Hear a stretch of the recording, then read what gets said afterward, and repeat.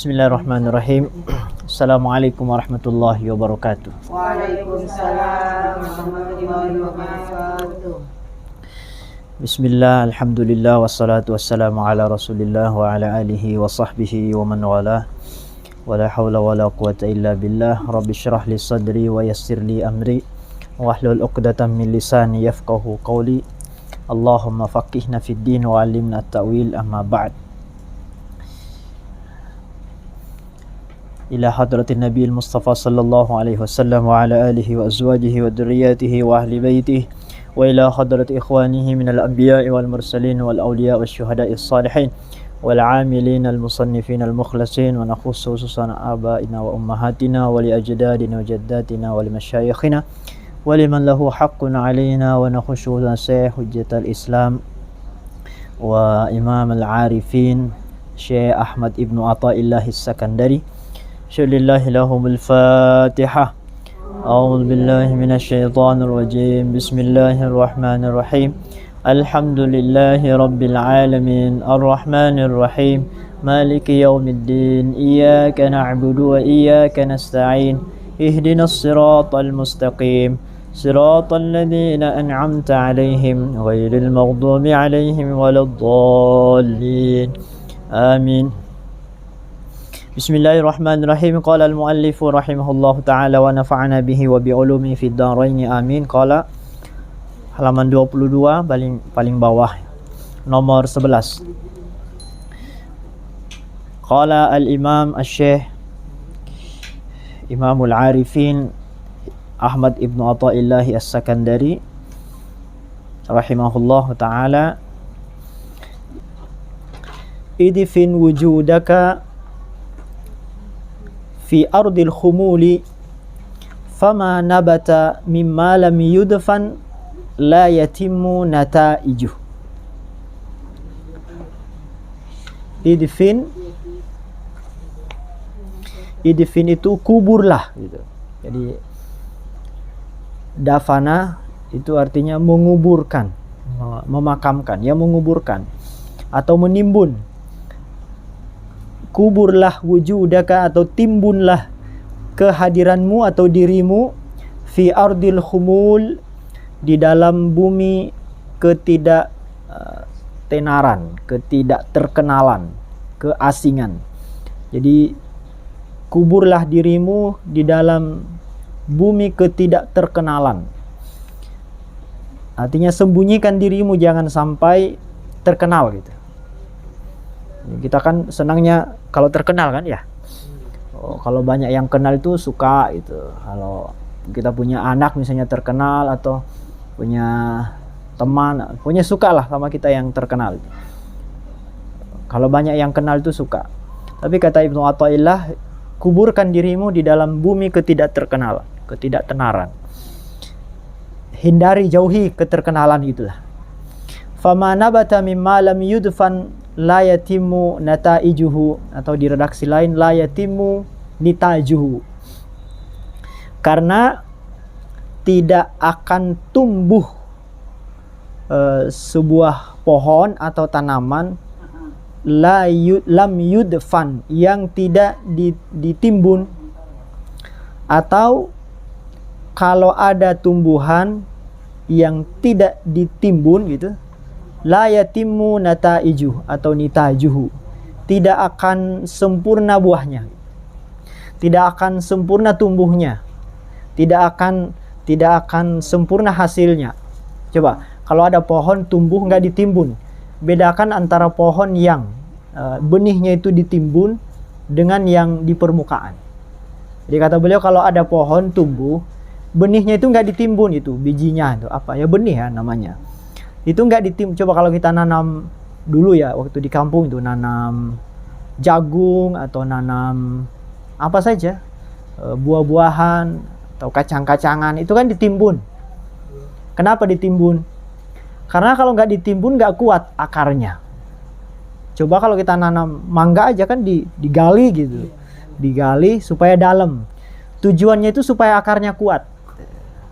Kan kalau nanam mangga nggak ditimbun ya mungkin tumbuh aja sih kalau musim hujan, tapi kan beda kualitasnya. Nah, sama dengan diri kita itu, kalau nggak ditimbun, itu akan berbeda kualitasnya saat kita nggak menimbun diri.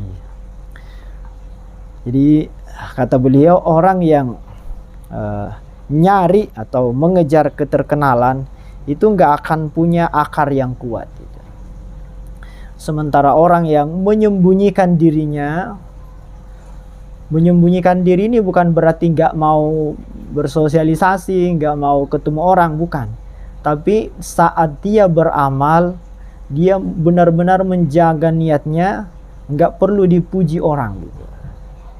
Jadi kalau dia berbuat amal, entah itu ibadah mahdho, ibadah spiritual, ibadah ritual, entah sholat atau puasa, dia berusaha untuk nggak ada orang yang tahu. Karena kalau ada yang tahu, itu kan bisa bocor. Kalau bocor ibadah kita itu berat kita menjaga keikhlasan kita.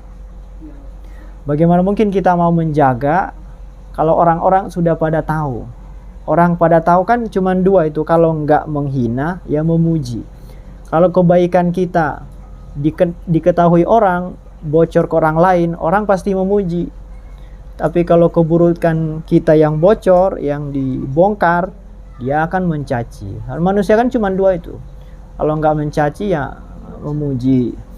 Maka kita biasanya senangnya keburukan kita itu ditutupin, supaya nggak bocor, supaya nggak ada yang terbongkar. Karena kita menghindari hinaan, cacian.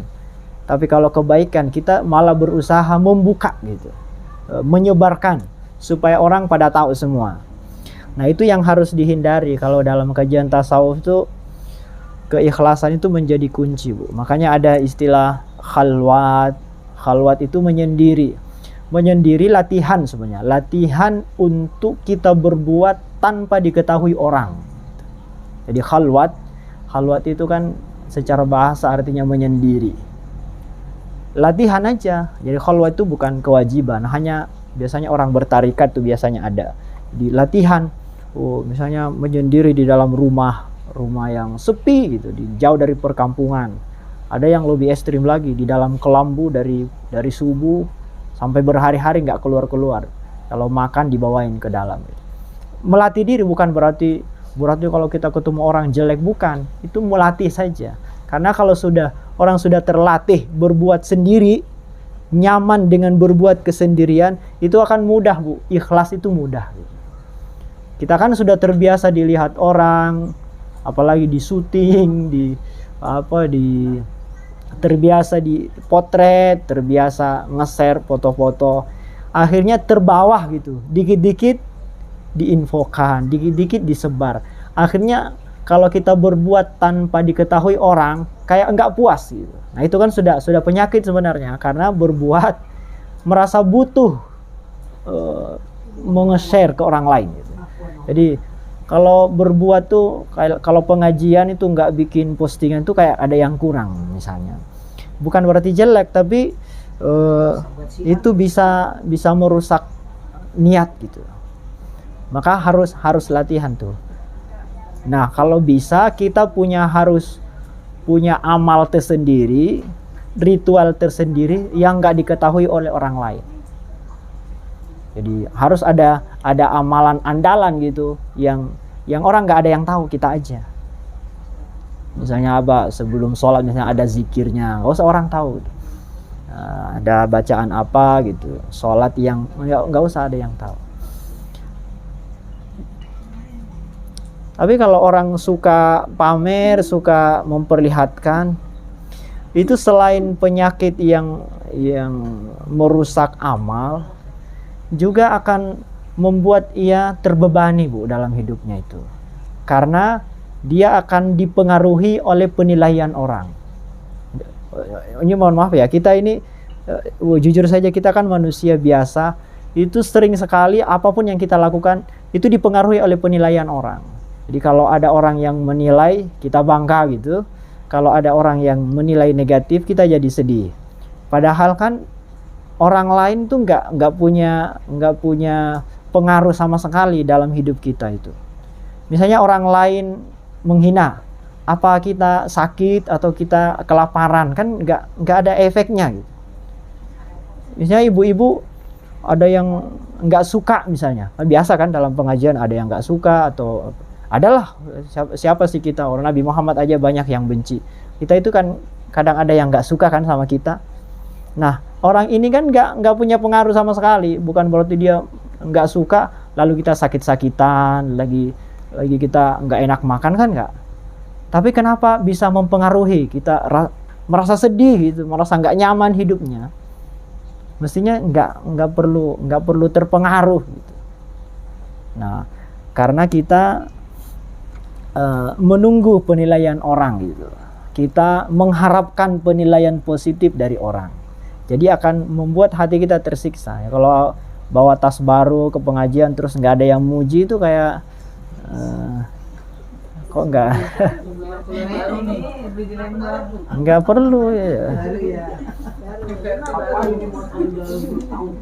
Atau punya jilbab baru, pakai seragam baru gitu, kalau ada yang memuji itu kayak kurang. Padahal dipuji juga, orang yang memuji kan nggak ikut bayar cicilan kan, nggak membantu apa-apa gitu ya, sekedar bunyi-bunyi gitu aja, oh bagus bajunya, tapi kita kan jadi bangga gitu. Jadi kalau orang memuji kita jadi bangga, kok bisa gitu ya, pujian itu kok membuat kita jadi. Tapi kalau dicela, oh bajunya jelek atau kok jadi sedih gitu, kok bisa terpengaruh. Nah itu jadi bahayanya kalau kita menunggu penilaian orang, kita akan tersiksa. Karena kita nggak bisa memaksakan orang memuji semua, Bu. Pasti banyak yang nggak suka, ada aja yang nggak suka. Ya orang kan beda-beda, udah biarin aja gitu. Maka orang yang bahagia itu orang yang cuek. Bukan berarti kita nggak peka sama orang lain, tapi kalau orang lain menilai kita mah suka aja, mau muji kayak mau bodo amat gitu. Itu akan membantu kita jadi stabil hidupnya. Tapi kalau kita terpengaruh, repot jadi.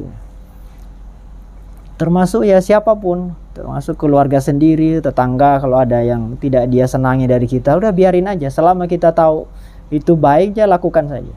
Kalau memang orang lain gak suka, ya gak apa-apa. Jangan terlalu banyak ingin didikte sama penilaian orang lain. Nah, maka caranya adalah disembunyikan kebaikan-kebaikan kita. Gak perlu ada puji-pujian. Karena kalau dipublikasikan, disampaikan, justru itu menjadi seperti benih yang tidak tertanam. Dia tidak akan punya akar yang kuat, bunganya atau buahnya tidak akan sempurna. Jadi idfin wujudaka fi ardil khumul, tanamlah dirimu dalam tanah kerendahan atau tanah ketidakterkenalan. Fama nabata mimma lam yudfan la yatimu nitajuh. Karena apa yang tumbuh dari benih yang tidak ditanam, yang tidak ditimbun, tidak akan sempurna buahnya, tidak akan sempurna hasilnya. Tiada sesuatu yang lebih berbahaya bagi seorang yang beramal daripada menginginkan kedudukan dan terkenal di tengah-tengah masyarakat pergaulan. Bahaya memang kita beramal untuk orang lain, itu kan termasuk riya, bahkan termasuk syirik kecil. Kan syirik ada dua, ada syirik besar, syirik kecil. Nah syirik besar itu menyembah patung, itu kan syirik besar ya. Menyembah apa-apa selain Allah, mengharap sesuatu selain Allah. Nah riya itu kan kita mengharap pujian selain dari Allah, berarti kan syirik juga itu. Maka riya disebut syirik asgar. Ya syirik juga walaupun kecil ya termasuk dosa besar, walaupun syiriknya syirik kecil. Karena menduakan Allah. Orang yang riya itu pamer kan menduakan Allah. Mestinya kita beramal berharap ke Allah, dia berharap ke yang lain, berharap penilaian orang, padahal ya cukup penilaian Allah saja. Rasulullah sallallahu alaihi wasallam bersabda, "Man tawadha'a rafa'ahu Allah wa man takabbara wada'ahu Allah." Ini prinsipnya. Siapa yang merendahkan dirinya, jadi siapa yang merasa rendah itu, nggak suka pamer ya, nggak suka puji-pujian, Kalau ada yang muji itu, enggak Bu, itu bukan kemampuan saya, itu mah karunia Allah saja. Anak ibu kok sukses semua ya, hebat ibu itu ya. Membinanya, mendidiknya, masya Allah hebat banget. Itu mah karunia Allah saja. Kalau Allah nggak memberikan karunia, nggak ada apa-apanya. Ya gitu. Jadi dia akan, walaupun dipuji orang, dia tetap akan merendah. Beda dengan orang yang, wah iya siapa dulu, saya dari keturunan sih, saya itu dari kakeknya, anaknya semua. Bukan hanya itu, ponakan saya yang lain juga pada sukses semua. Jadi dipuji satu, disampaikan lagi yang lain-lain, ditampah-tampahin. Allah. Nah ini bahaya orang ini, kalau ada yang mencaci, ada yang menghina, wah dia akan pasti nggak terima gitu. Karena senang dengan pujian. Orang yang senang dengan pujian pasti akan nggak suka dihina. Makanya kita itu harus stabil, dihina nggak terbang, dihina nggak tumbang, dipuji nggak terbang gitu, bahasa orang kayak gitu. Jadi dipuji nggak terbang, dihina nggak tumbang gitu. Kita kan dipuji, wow, gitu. Bangga gitu. Gitu yang dihina, wah nangis-nangis gitu. Padahal ya nggak berpengaruh penilaian orang tuh. Walaupun orang bilang seluruh dunia kita orang bejat, orang jahat, kalau Allah bilang orang baik, ya tetap aja baik. Nggak perlu. Nabi Muhammad itu kurang apa, tapi hampir seluruh orang Mekah ingin membunuh beliau, memerangi sampai mengusir-ngusir. Tapi Nabi ya tetap aja stabil. Padahal yang menyerang awal-awal Nabi berdakwah kan orang-orang hebatnya Mekah gitu, tokoh-tokohnya. Bahkan tak jarang dari keluarga beliau sendiri, paman-pamannya kan banyak yang gak beriman tuh awal-awalnya. Nabi ya santai saja. Karena penilaian orang itu bukan penentu. Jadi kalau ada yang caci ya nggak apa-apa lah. Kalau orang sudah ngaji Al-Hikam ya nggak ngefek lagi tuh cacian itu, nggak ngefek lagi. Bodoh amat loh. Penting kita merasa berbuat baik ya terserah. Ya pasti ada yang nggak suka ya pasti. Jadi man tawadha'a, siapa yang tawadu, yang merendah, rafa'ahullah, Allah akan ngangkat. Dan rumusnya kayak gitu aja. Kalau ada yang menjatuhkan, itu mah bukan siapa-siapa, itu barusan aja, itu takdirnya aja, itu suaminya jadi marinir, itu mah biarin aja. Kita hidup bukan dari dia kok. Kita hidupkan dari Allah ya.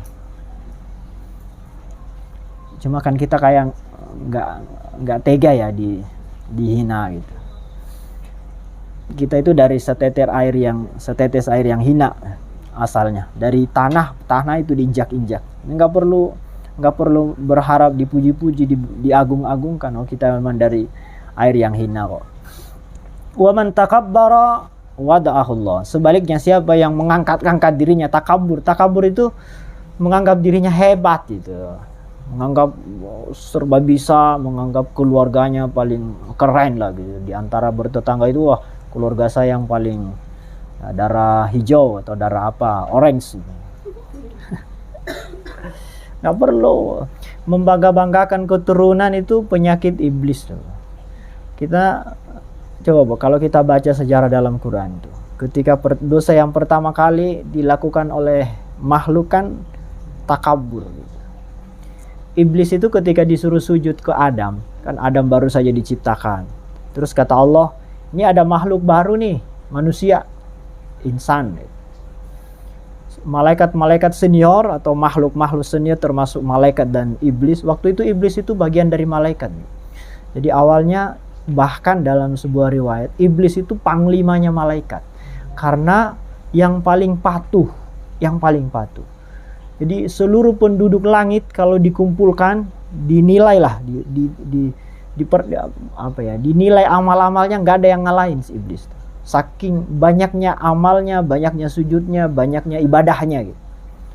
Nah yang namanya banyak amal, senior, ada makhluk baru kok dia dihormati, enak aja. Kita udah ratusan tahun, ribuan tahun sujud, beribadah, dia baru kemarin diciptakan, kita harus siapa. Bahkan dalam redaksi ayat itu, kata iblis ini, ya Allah, khalaqtani min nar wa khalaqtahu min tin. Ya Allah, aku ini dari api, dia dari tanah. Berarti membangga-banggakan asal gitu. Hati-hati loh, membangga-banggakan asal keturunan itu penyakit iblis. Saya kan anaknya si ini, saya keturunan si mbah itu. Dia siapa? Iblis kayak gitu, saya dari api, dia dari tanah.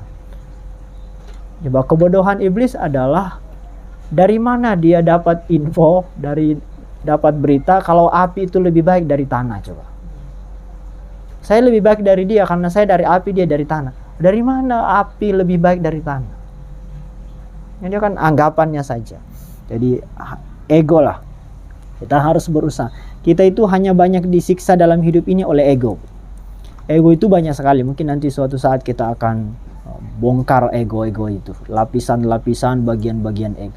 Ego itu kita merasa gitu. Kita merasa berprestasi, perasaan kita punya andil, kita punya prestasi, namanya ego. Nah, ego itu berlapis-lapis.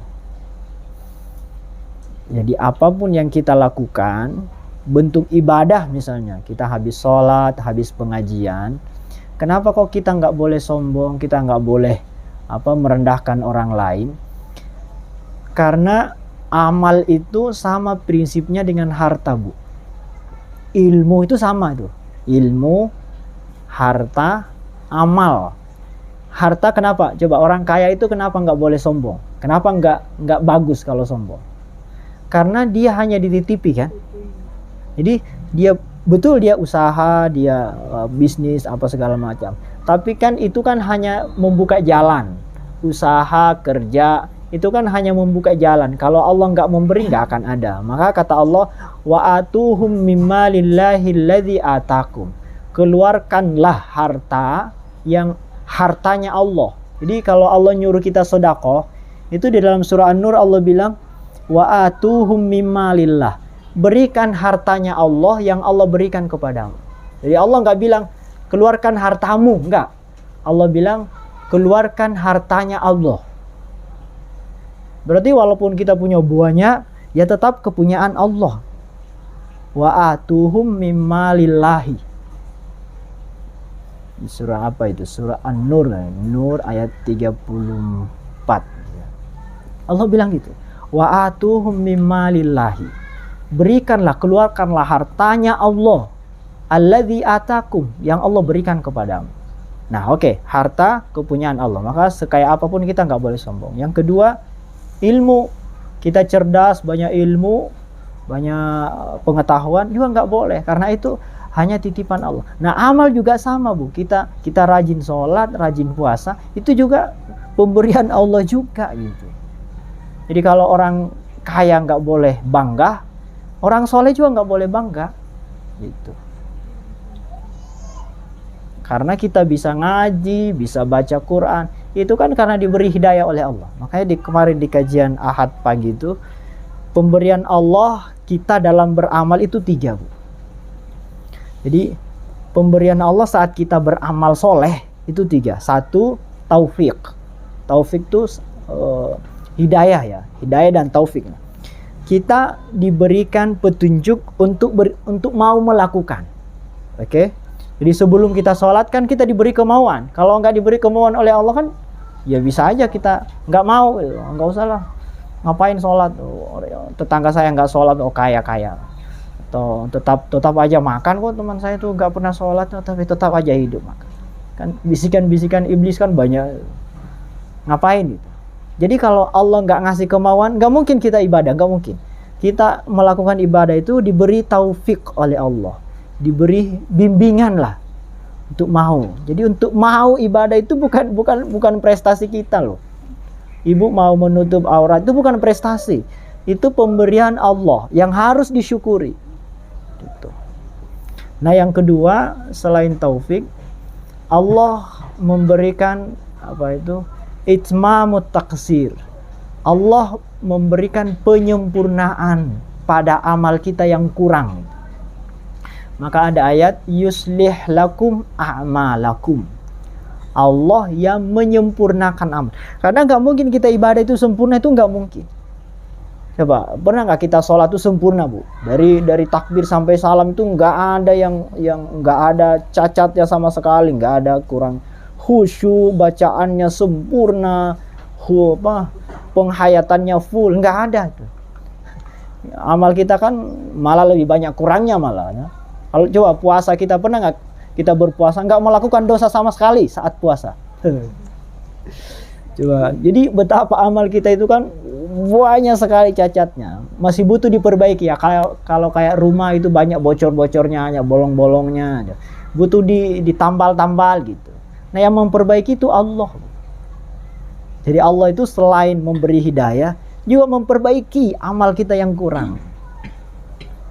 Jadi Pak, coba kurang apa Allah itu? Kita kalau nggak beribadah disiksa kan? Nah, untuk mau ibadah Allah ngasih hidayah coba. Jadi Allah ngasih hidayah itu supaya kita nggak disiksa. Udah gitu dikasih pahala lagi. Udah gitu yang kurang-kurang, yang bolong-bolong diperbaiki, ditambal-tambal oleh Allah. Nah, nikmat yang ketiga yang Allah berikan dalam ibadah adalah nikmat al-qabul. Allah rela atau sudi menerima, penerimaan. Jadi nikmat taufik, nikmat penyempurnaan yang kurang, dan nikmat penerimaan, pengabulan. Karena sesempurna apapun kalau Allah nggak nerima, coba, apakah Allah wajib terima? Ya suka-suka Allah dong. Wow, Allah maha mutlak. Jadi Allah itu bebas, Bu, mau nerima atau enggak ya terserah Allah. Nggak ada amal ini pokoknya Allah wajib terima. Oh, siapa yang bisa mewajibkan Allah? Apa bisa Ibu kalau misalnya puasa harus Allah terima, kalau Allah nggak terima Allah gagal jadi Tuhan? Kan enggak. Memang kita siapa gitu. Jadi untungnya Allah itu mau nerima gitu. Udah banyak bolongnya, udah banyak cacatnya, Allah mau terima. Berarti Allah terima itu nikmat. Jadi coba ya, semuanya itu Allah semua diberikan hidayah, bimbingan, ada yang kurang disempurnakan, diperbaiki. Lalu Allah mau menerima walaupun ya ala kadarnya kan. Coba sedekah kita kan bisa dihitung. Itu pun ya biasanya kita sedekahnya ya sisa-sisa belanja, sisa-sisa. Itu pun ya nggak tahu keikhlasannya ya. Makin tinggi kualitasnya, makin tidak berkualitas keikhlasan. Kita kan keikhlasannya itu berbanding terbalik dengan nominal. Makin banyak, makin gak ikhlas kan? Coba kita kalau memberi orang itu kan ikhlasnya kalau sedikit. Udah jujur saja, kita kalau memberi orang tuh lebih ringan ikhlas banyak atau sedikit? Jadi kita ikhlas itu kalau sedikit ya, kalau banyak kan aduh mau ikhlas gimana? Coba Ibu kehilangan uang, kehilangan 5.000, wah nggak apa-apa, ikhlas kan? Atau 1.000 rupiah nggak apa-apa. Coba kalau 1 juta, waduh, mau ikhlas itu nggak bisa coba itu. Jadi betapa kalau Allah nggak memberi hidayah, kita nggak bisa beramal dengan sempurna. Maka itulah alasannya kenapa kita nggak boleh bangga dengan amal. Karena semuanya kita mau beramal, Allah yang ngasih hidayah. Ternyata amalan kita banyak yang kurang, banyak yang bolong-bolongnya, Allah memperbaiki. Lalu Allah juga yang bisa nerima. Lalu kenapa kita bangga? Bangganya di mana coba? Prestasi kita di mana? Enggak punya andil sama sekali. Maka kalau kita mau dikasih kesempatan beramal, mestinya tuh bersyukur gitu. Ya Allah, terima kasih ditakdirkan bisa sujud. Karena kalau Allah nggak takdirkan, Allah nggak bimbing, nggak mungkin kita bisa sujud. Udah, makanya bersyukur aja ya Allah, kita bisa beramal. Nggak usah bangga tuh tetangga itu masuk neraka nggak pernah sholat. Oh, bersyukur kita. Allah masih memilih kita. Allah kan bisa saja membalik keadaan, kita nggak diberi hidayah untuk sholat, tetangga kita dijadikan solehah, misalnya kayak gitu. Berarti kan bukan prestasi kita. Kenapa kita mau berani memvonis itu? Padahal kita hanya ditolong oleh Allah Subhanahu Wa Taala. Jadi nggak perlu Bangga dengan amal tuh ya nggak perlu. Sama dengan bangga dengan harta. Ya kasihan orang yang bangga dengan hartanya itu. Dititipin kok bangga gitu ya. Ya kayak ada orang minjam mobil, terus kacanya dibuka, bangga. Lihat lo nih pakai mobil mewah. Padahal orang-orang pada tahu dia minjem. Kan kasihan ya. Ya sama orang kayak yang sombongnya kayak gitu. Orang-orang pada tahu harta itu titipan. Kok mau bangga? Nah itu. Tapi Pak gimana itu? Kan bangga itu kayak walaupun kita berusaha untuk tidak bangga, tapi hati kita selalu merasa. Nah itulah manfaatnya kita ngaji, melatih diri untuk tahu oh hakikat harta ini titipan. Kita diberi hidayah juga pemberian Allah. Akhirnya ya enggak bangga. Ibrahim bin Adham rahimahullah berkata, ma sadaqallaha man ahabba syuhrata. Ini ungkapan-ungkapan wali semua Bu ya, berat-berat tapi nggak apa-apa. Biar lebih dalam lah kajian kita. Ma sadaqallaha, tidak benar bertujuan kepada Allah. Tidak benar bertujuan kepada Allah. Man ahabba syuhrata, orang yang menginginkan keterkenalan. Jadi orang yang mengejar popularitas, orang yang cari keterkenalan itu tidak akan menuju Allah itu. Bukan Allah tujuannya. Tidak benar dia menuju Allah. Ma sadaqallah, dia tidak akan benar-benar berjalan menuju Allah. Bukan Allah tujuannya. Siapa yang tujuannya keterkenalan, kemasyhuran, maka dia berarti tidak bertujuan kepada Allah. Qala Ayyub As-Sakhtiyani rahimahullah, wallahi ma sadaqallaha 'abdun illa sarrahu an la yash'ura bimakanih. Wallahi demi Allah, tidak ada seorang yang sungguh-sungguh ikhlas kepada Allah, ma sadaqallahu 'abdan illa sarrahu, kecuali dia akan merasa senang, bahagia, an la yash'ura bimakani. Dia akan senang kalau dia tidak mengetahui kedudukannya. Nah, dia bahagia kalau nggak tahu prestasinya gitu.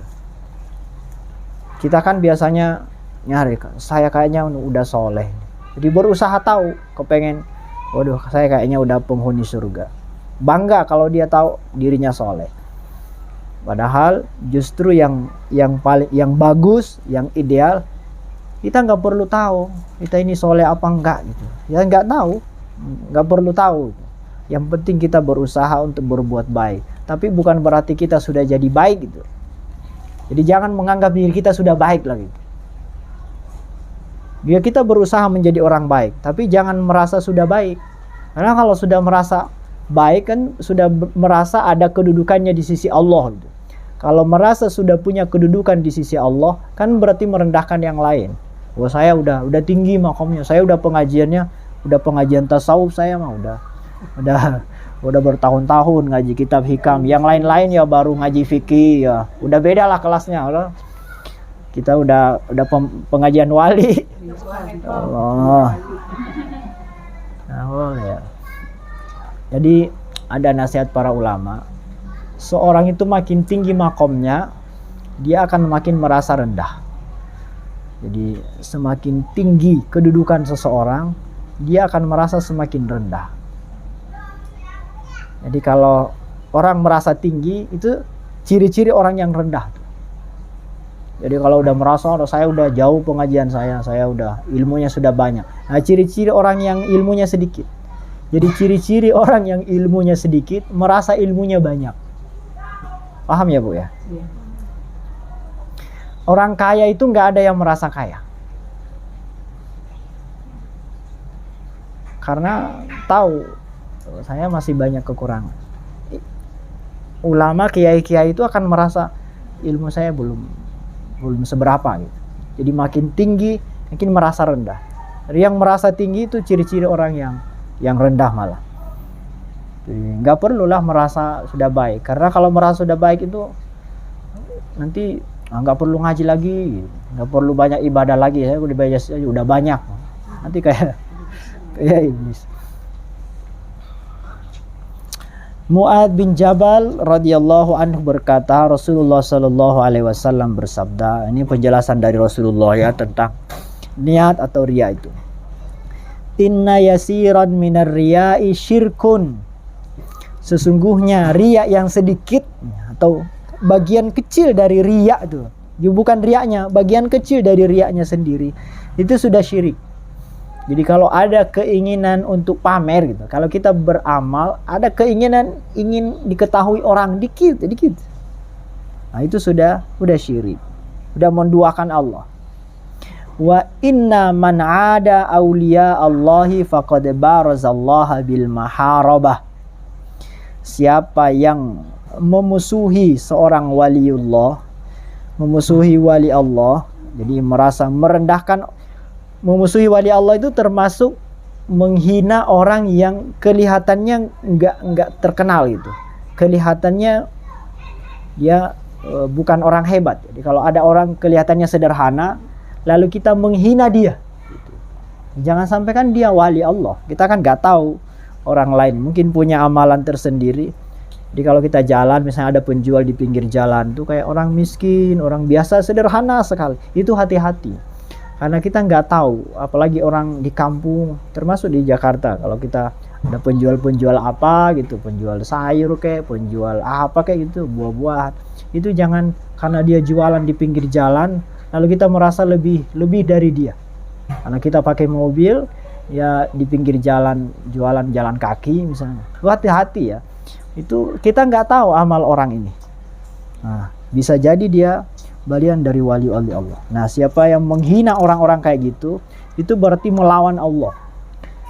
Karena dia kan wali Allah. Wali Allah itu artinya orang yang dicintai oleh Allah, kekasih Allah lagi. Wali Allah itu kan kekasih Allah. Nah, kalau kita menghina dia, pasti tersinggunglah kekasihnya. Nah, bisa jadi kita dapat musibah atau apa. Makanya hati-hati sekali kalau ketemu orang itu yang terutama yang kita nggak kenal. Itu jangan sampai kita menghina. Apapun penampilannya, apapun yang kelihatan kita mungkin kurang bagus, atau mungkin dia pakaiannya nggak nutup aurat, atau misalnya apa, nggak perlu dihina gitu ya. Kita nggak tahu orang. Dan Allah kasih sayang pada hamba yang takwa, yang tersembunyi. Karena kalau orang bertakwa kelihatan kayak kiai, ustadz, apa. Itu kan kelihatan. Nah, itu mah biasa. Itu belum tentu wali itu. Kalau wali justru lebih suka tidak nampak ketakwaannya. Jadi kalau ada yang kita lihat kelihatannya kok bukan orang soleh gitu. Jangan-jangan dia menyembunyikan kesolehannya. Karena kalau dia menyembunyikan kesolehannya, itu kan ciri-ciri wali. Wali itu ciri-cirinya adalah dia tidak senang terbuka kesolehannya. Jadi hati-hati ya. Yang bila tidak ada bila tidak ada tidak dicari, dan bila hadir tidak dipanggil. Nah, wali itu kan enggak dihormati orang karena dia menyembunyikan. Jadi kalau dia enggak hadir, orang enggak mencari dia. Walaupun dia hadir enggak dipersilakan di atas panggung, di depan, enggak. Karena dia berusaha tidak terkenal. Hati mereka sebagaikan pelita hidayah. Mereka terhindar dari segala kegelapan, kesukaran. Saya pernah ceritakan Nabi Khidir itu awalnya seorang nelayan kuno kampung, Bu. Jadi nggak ada yang tahu kalau dia itu nabi wali itu. Dia nelayan biasa kayak orang-orang biasa. Nggak ada yang istimewa dari penampilannya. Nanti ketahuan ketika Nabi Musa datang. Oh, saya mencari seorang namanya Khidir. Orang pada langsung heboh. Ternyata dia lebih hebat dari Nabi Musa. Kalau Nabi Musa kan udah terkenal. Nabi Musa tiba-tiba datang mencari orang itu. Orang langsung heboh. Ternyata dia wali. Jadi hati-hati ya orang yang gak terkenal. Guru-guru kita yang ngajarin ngaji di kampung itu kadang-kadang doanya lebih makbul daripada kiai siapa yang terkenal di Jakarta.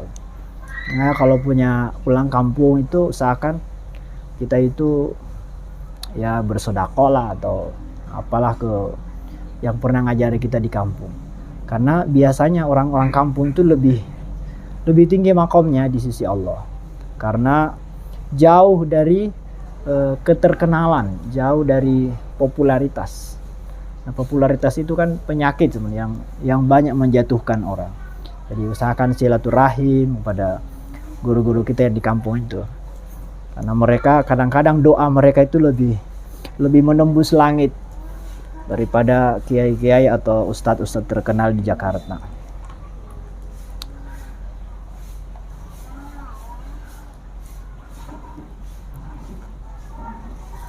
Kita baca, ini ada cerita ya.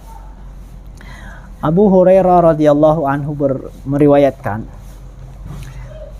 ketika kami di majelis Rasulullah, ini kata Sayyidina Abu Hurairah, suatu ketika kita ini bermajelis dengan Rasulullah. Tiba-tiba Rasulullah ngomong, Rasulullah bersabda, besok pagi akan ada seorang ahli surga yang sholat bersama kalian. Besok itu entah sholat apa, akan ada seorang yang ahli surga sholat bersama kalian. Nah, Abu Hurairah bilang atau berkomentar, aku berharap semoga akulah yang ditunjuk oleh Rasulullah itu. Jadi besok akan ada penghuni surga yang sholat bersama kalian. Para sahabat kan pada ngarap tuh, mudah-mudahan saya yang dimaksud. Jadi besok itu pada siap-siap, besok jangan sampai alpa gitu. Besok jangan sampai alpa sholat bersama Rasulullah. Nah, mudah-mudahan kita yang dimaksud itu. Besok akan ya sama lah kalau pengajian minggu depan kayaknya yang hadir pengajian itu ada penghuni surga. Pasti kan pada ngarap-ngarap kan, ya mudah-mudahan saya. Wah, pada hadir semua itu. Kata Abu Hurairah, ya mudah-mudahan akulah yang termasuk. Maka pagi-pagi aku sembahyang, aku sholat di belakang Rasulullah SAW, mungkin sholat subuh atau sholat apa. Dan tiba-tiba ada seorang hamba hitam berkain compang-camping ya, pakaian yang sobek-sobek lah, yang jelek lah, datang berjabat tangan pada Rasulullah sallallahu alaihi wasallam sambil berkata, nah orang ini yang dari kampung nggak tahu siapa, ya Nabi Allah, wahai nabinya Allah, doakan semoga aku mati syahid. Doain ya Rasulullah, mudah-mudahan aku mati syahid. Maka Rasulullah sallallahu alaihi wasallam berdoa sedangkan kami mencium bau kasturi dari badannya, dari badan Rasulullah. Kemudian aku bertanya, apakah orang itu ya Rasulullah? Oh, jangan-jangan yang dimaksud Rasulullah penghuni surga, apakah orang itu? Jadi tiba-tiba ada orang hitam itu, tapi harum wangi sekali. Datang jabat tangan sama Rasulullah, ya Rasulullah doakan saya mudah-mudahan saya mati syahid. Lalu Rasulullah mendoakan. Lalu para sahabat, oh ternyata itu orangnya mungkin ya. Ya benar, ia hamba sahaya dari Bani Fulan.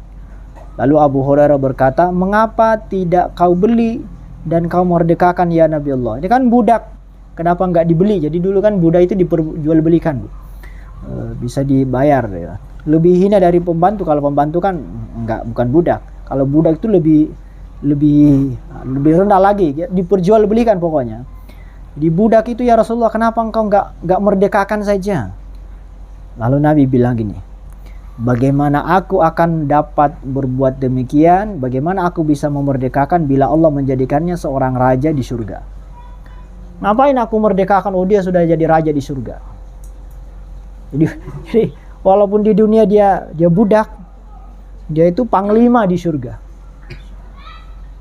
Padahal orang kulit hitam, ya hati-hati orang yang pakaiannya compang-camping itu, atau orang kampung itu hati-hati ya. Sama Rasulullah udah sering kejadian kayak ini, udah sering. Sama para ulama itu biasa. Ada orang tiba-tiba datang, tiba-tiba ternyata dia wali. Dan ini salah seorang raja yang terkemuka, wahai Abu Hurairah. Ya Abu Hurairah, sesungguhnya Allah kasih kepada makhluknya yang suci hatinya, yang samar, yang tidak terkenal, yang tersembunyi, yang bersih, yang terurai rambutnya, yang kempis perutnya, kecuali dari yang halal. Hati-hati ya, orang kampung kan gitu. lebih baik kelaparan daripada nyolong. Kalau di kota kan biasa itu tanda tangan palsu atau apa. Kita kan di kota hidupnya nyari yang halal itu kayak tipis gitu. Kadang-kadang ini halal apa enggak gitu. Kalau di kampung kan gampang sekali. Kerja sendiri, membajak sawah sendiri, haramnya di mana, syubhatnya di mana, oh dia kerja sendiri.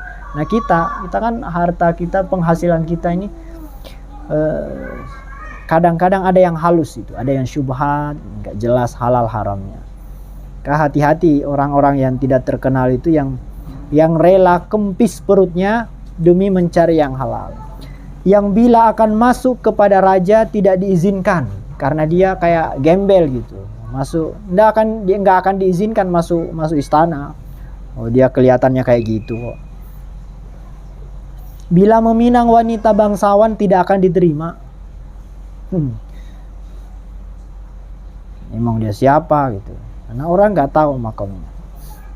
Bila tidak ada tidak dicari. Bila hadir tidak dihiraukan. Bila sakit tidak ada yang jenguk. Bahkan bila ia mati tidak dihadiri oleh orang-orang jenazahnya. Nabi bersabda begitu. Ciri-ciri wali itu ya kayak gitu. Ketika sahabat bertanya, tunjukkan kepada kami seseorang dari mereka ya Rasulullah. Nabi menjawab, termasuk di antara wali-wali yang tidak terkenal itu, selain orang tadi itu, adalah Uwais Al-Qarani. Yang terkenal itu. Qaran itu kayak suku, salah satu suku di Yaman, maka disebut Al-Qarani. Dari suku Qaran, Yaman, dari arah selatan Saudi. Seorang berkulit coklat. Nah, di sini Rasulullah menjelaskan ciri-ciri Uwais. Uwais itu nggak sempat ketemu Rasulullah, tapi hidup sesama. Jadi Uwais itu sudah hidup ketika Rasulullah masih hidup itu, tapi nggak sempat bertemu. Lebih muda Bu. Maka itu panjang ceritanya dan menyedihkan. Jadi beliau itu kepengen sekali ketemu Rasulullah. Jadi ketika datang kabar ada berita ada Nabi Muhammad gitu, ada Nabi, dia beriman dan kepengen sekali datang. Nah segala cara gimana? Tapi dia yang namanya pengembala yang nggak punya apa-apa kan. Dari Yaman ke Madinah itu kan lumayan perjalanan, nggak ada kendaraan, itu butuh biaya yang besar Bu. Dan dia nggak punya apa-apa, dia pengembala. Tapi suatu ketika ibunya bilang saya ingin haji, padahal ibunya itu lumpuh. Kira-kira kalau kita, ibu kita lumpuh nggak punya, pengen haji, apa jawaban kita Bu? Nggak mungkin Bu. Nggak usah Bu. Aduh, coba ibunya lumpuh kepengen haji, dia nggak kuasa menolak permintaan ibunya Bu. Nggak ada kendaraan kan, ya satu-satunya digendong ibunya gitu. Dan dan ibunya kan berat gitu ya, nggak mungkin digendong sejauh berapa ribu kilometer gitu. Nah cara Uwais itu mensiasatinya adalah setiap hari dia latihannya menggendong unta yang dia gembalakan itu. Jadi awal-awal untanya yang kecil itu digendong, untuk latihan aja dia gendong. Jadi tiap hari tuh yang kecil. Jadi ketika yang kecil sudah kuat lah, sudah ingat, dia ambil yang lebih besar gitu. Untanya yang lebih besar lagi, yang remaja digendong tiap hari gitu supaya kuat. Latihan kayak orang mau masuk tentara gitu. Lama-lama yang unta yang dewasa. Akhirnya ketika beberapa waktu berlalu, mungkin berbulan-bulan itu, bisa jadi tahunan, udah merasa kayaknya insya Allah kalau ibu saya bisa lah kayak digendong tuh sampai ke Mekah. Nah ketika sampai di Mekah, Madinah, ternyata Rasulullah keluar berperang itu, ada kegiatan di luar, mungkin peperangan.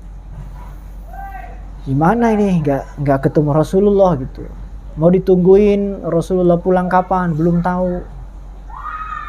Dia mau bermalam nungguin Rasulullah pulang, bermalam-malam beberapa malam, tapi ibunya udah ya namanya ibu orang tua kan, udah nggak kuat lama-lama tinggal di luar itu, yuk pulang nak.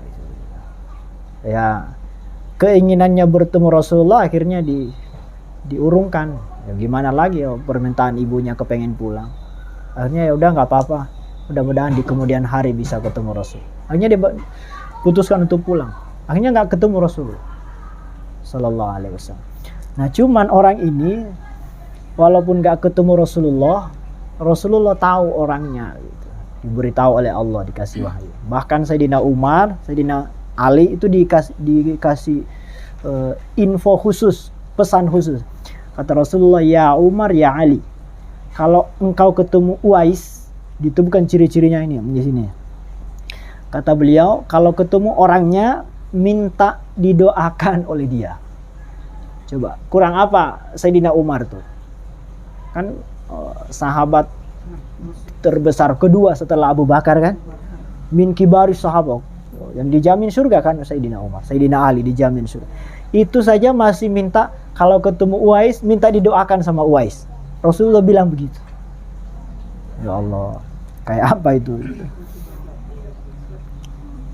Jadi termasuk salah satu wali yang tidak terkenal adalah Uwais Al-Qarani, seorang yang berkulit coklat, lebar kedua bahunya, sedang tingginya, selalu menundukkan kepalanya sambil membaca Al-Quran, tidak terkenal di bumi tapi terkenal di langit. Andaikan ia bersungguh-sungguh minta kepada Allah, pasti diberinya. Di bawah bahu kirinya ada bekas belang sedikit. Hai Umar, hai Ali, itu pesan Rasulullah. Hai Umar, hai Ali, kalau kamu bertemu kepadanya, mintalah kepadanya supaya membacakan istighfar untukmu. Coba, Umar dan Ali disuruh minta doa ke dia.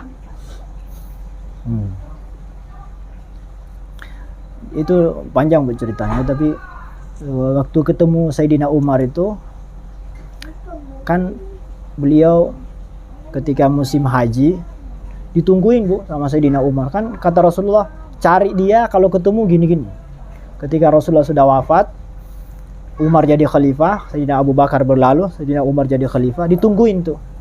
Mana yang namanya Uwais. Setiap ada kafilah rombongan haji dari Yaman tuh ditanyain, mana yang dari Qaran? Mana jamaah dari Qaran, dari suku Qaran? Wah ini ada dari Qaran. Terus ditanya, afikum Uwais, kata Umar itu. Ada nggak diantara kalian yang namanya Uwais? Karena nggak ada yang tahu, belum ada yang tahu. Tapi Rasulullah sudah menyampaikan. Kata rombongan dari Qaran itu, nggak ada Uwais. Ada sih Uwais, tapi masa itu orang kayak gitu kamu cari? Anda kan khalifah, pasti yang engkau cari bukan orang sembarang lah kan? Ini kan khalifah nyari Uwais. Oh pasti bukan Uwais itu. Ya sama lah kalau ada gubernur nyari ibu siapa gitu. Terus ada pembantu siapa, makin bukan orang itu pasti orang-orang terkenal. Ada sih Uwais ya Umar, tapi mungkin bukan itu kali orangnya. Emang kenapa? Dia ini pembantu kita yang ngembalain onta kita. Jadi kalau sampai di Mekah, yang jagain onta itu Uwais. Orang-orang pada haji, dia bagian menjaga onta. Dan diberi upah itu. Dia bukan orang inilah, nggak dianggap sih orangnya. Kata Umar, bodoh amat. Saya itu bukan terkenal apa enggaknya. Ketemukan saya orangnya. Diantar ketemu. Akhirnya ketika datang Sayyidina Umar, Uwais lagi sholat, ditungguin sampai sholat. Ketika bertemu, wahai Uwais, Rasulullah berwasiat kepadaku untuk ketemuan. Oh yang benar aja, saya ini siapa? Anda kan khalifah, Amirul Mukminin. Saya ini siapa? Wali itu kayak gitu, nggak akan menganggap dirinya hebat. Walaupun di mata Allah sudah tinggi. Nah ketika mau berpisah, kita minta didoakan, sudah didoakan. Mau pisah, kata Sayyidina Umar, aku mau nitipkan sesuatu. Bekal kamu ke Yaman kan perjalanan jauh, kamu kan tukang ngangon untanya orang-orang, saya kasih bekal lah gitu. Dan dia menolak. Wahai Amirul Mukminin, aku ini menjaga onta ini digaji, dikasih 4 dirham lah, ya 40.000 lah mungkin ya, 4.000. Dikasih 4 dirham. Yang 4 dirham ini, Umi Alia tahu lah 4 dirham kayak apa itu. 10 dirham aja untuk beli apa itu. Itu 4 dirham, saya dikasih 4 dirham. 1 dirham itu 4.000. Jadi kalau 4 dirham Real. ya 20.000. Ya apa sih, apa 4 dirham itu? Tapi itu kata Uwais, ya Rasulullah aku dikasih 4 dirham. Tapi yang 4 dirham ini saya nggak tahu apakah saya bisa habiskan atau jangan-jangan saya mati sebelum habis. Coba logika, Masya Allah kesolehannya ya. Ini yang 4 dirham ini saya dikasih. Saya kan nggak tahu apakah saya bisa habiskan. Jangan-jangan saya meninggal sebelum habis. Ya Amirul Mukminin, aku ini punya baju. Baju yang saya pakai ini, saya nggak tahu apakah saya pakai sampai rusak atau jangan-jangan baju ini belum rusak, saya keburu meninggal. Jadi harta yang segitu dia bersyukur banget. Coba kita kan kalau punya uang sekarang berapa, kita kan nggak tahu apakah dia akan kita habiskan atau enggak. Artinya kan itu sudah banyak banget. Tapi kalau kita ya masih wah itu masih kurang. Kalau Uwais itu udah banyak, akhirnya dia menolak. Nah itu diantara banyak cerita-cerita beliau itu banyak sekali. Tapi yang paling inti ya itu. Makanya nggak mau terkenal, nggak mau. Dan dalam salah satu referensi disebutkan beliau berpesan, wahai Sayyidina Umar, tolong jangan bocorkan berita ini. Karena kalau bocor saya saya pasti akan terkenal di Yaman nanti. Jadi kalau orang-orang tahu saya diperkenalkan Rasulullah, saya ketemu Anda, wahai Anda, pasti orang-orang akan mencari saya. Jadi, beliau nggak mau terkenal itu. Padahal kalau andai kata orang-orang tahu itu, bahwa dia itu orang istimewa, wah orang-orang pada memuliakan. Beliau menolak itu semua.